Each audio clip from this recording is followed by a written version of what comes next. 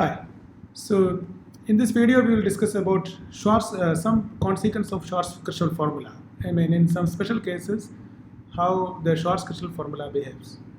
So we have already seen the formula for the case when you have the Riemann map between the region bounded by a polygonal path. We have seen the the formula for the inverse of the Riemann map as this. Okay. Now, what happens that suppose n equal to 3. I mean, you have only 3 parts, and it's a triangle. I mean, it's bounded by a triangle. So what happens is that we can actually use a Mobius transformation which maps omega 1, omega 2, omega 3 to the points which we require on the unit circle. Therefore, these values can be arbitrary. I mean, we can fix these values. So whatever value we fix, we can, we compose with a Mobius transform and obtain a Riemann mapping between them. If n greater than 3, these value means other values are, in fact, they are necessary parameters which we cannot avoid. Now, we give a problem. Here, what happens? You start from an omega with the same polygonal path. Now we consider a map between omega and the upper half plane. So this is the formula which we give. It is we will discuss it in the problem session. F omega equal to this. So keep in your mind that the only difference is that we take k from 1 to n minus 1. This is the only difference from the formula of the Schwarzschild formula in the case of unit disk. So instead of unit disk, once you have upper half plane, you can consider this formula, and in fact you can prove this. And this psi k, these are now real numbers, because in the earlier case they were omega k's were the elements on the unit circle which are the boundary points. But here the boundary is the real line because we are considering the upper half plane. So see, psi k's are the real numbers.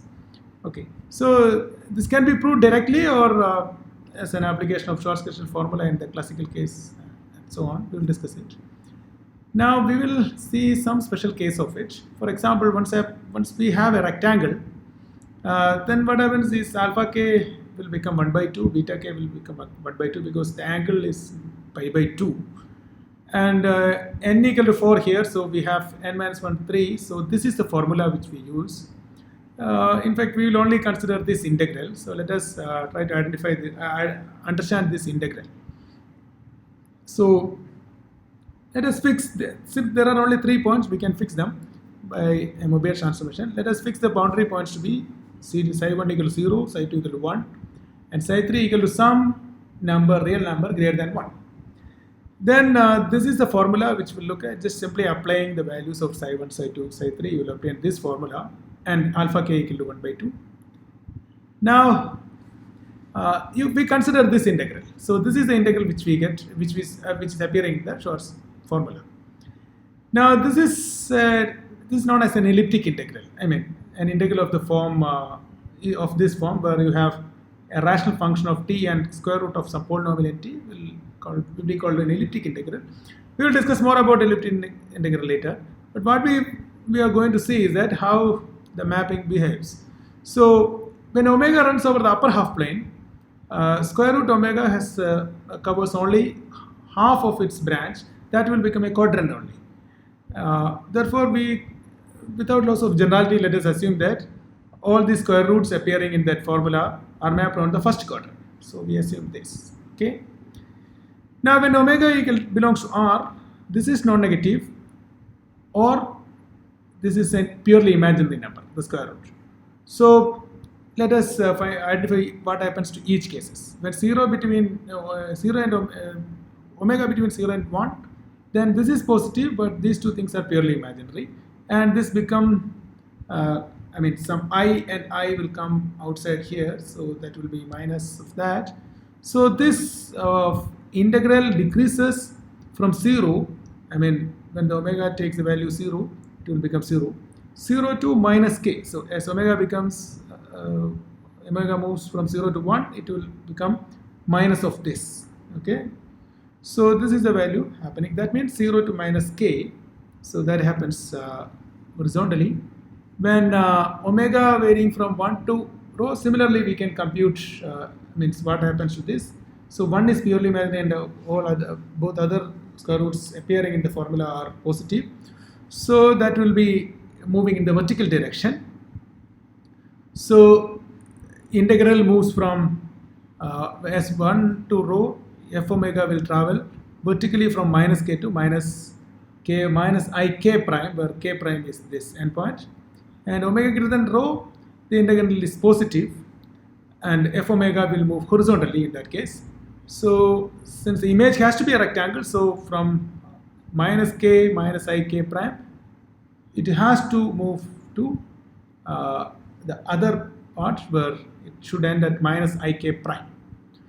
So notice that this boundary is mapped onto the boundary. So this is what happening actually pictorially.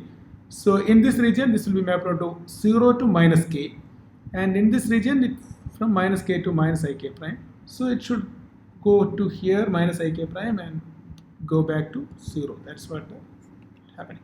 In fact, we can prove it directly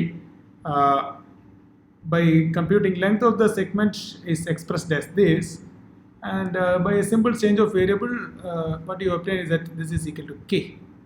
This quantity, the length of the thing is equal to k, and you can prove it directly what happens. Okay. Also, one more thing, you can prove that this integral is 0. That follows from the same residue formula. Just compute the integral over the upper half plane with including these 3 points by some smaller disk, and then you will get the integral equal to 0 if you consider s of z to be this, and then you can easily prove that on the semicircular region it goes to 0, so that integral coincides with the integral over the real line. So that will tell you that this integral is 0. Okay. So this integral is 0 will imply that the real part and imaginary part of this integral is 0. The real part of the integral corresponds to the cases when 0 between omega, 0 and omega between 0 and 1, and omega greater than rho. That means the horizontal segments. So they are equal. That's the thing. They should cancel each other. Okay. So they are of equal length. Similarly, the horizontal part will be of the equal length. So this is the direct computation. Now we will obtain that this is the rectangle mapped by that. So another problem is to prove another formula where you have 4 points, and a formula here we used for all the 4 points here in this formula. So we need to show that this is a conformal mapping between the upper half plane and the rectangle. In fact, for the time being, let us accept this formula and see that what is the image. Again, these points are on the boundary of the upper half plane. So again, the same computation in the same vein, we will obtain this is either non-negative or purely imaginary, and by the similar computation, we will obtain that this is mapped onto the rectangle of this form, minus k by 2, k by 2, k by 2 plus I k by k prime by 2 k prime, then minus k by 2 plus I k. So that's a straightforward computation the similar way. Now what happens, this is the formula for f. So f maps upper half plane into this rectangle, and by what do, you consider f inverse, capital F inverse, that is the Riemann map small f. Now f is defined on the R0, on the rectangle R0. Now you can extend this f to the boundary by continuity. So you have a function defined on the closed rectangle. Okay. Now you apply reflection principle. This is in the upper half plane and this is the reflected image of that. So you can extend small f to the other rectangle R1 also. Now this is a doubly symmetric rectangle. So what happens is that you can actually extend it to this rectangle R3 and this rectangle R2. We are using something like f of z equal to f of k minus z bar all bar. Okay. So in this way you can extend this to every rectangle in a periodic way. So what you obtain is that if you will be able to obtain the extension to the whole complex plane as a monomorphic function. So that extended function will satisfy that f of z plus 2k equal to f of z and f of z plus 2ik prime equal to f of z. That means in some sense it is doubly periodic. Such functions are called elliptic functions. We will discuss more about them later in the next unit. Now finally we will discuss the triangle functions of Schwarz.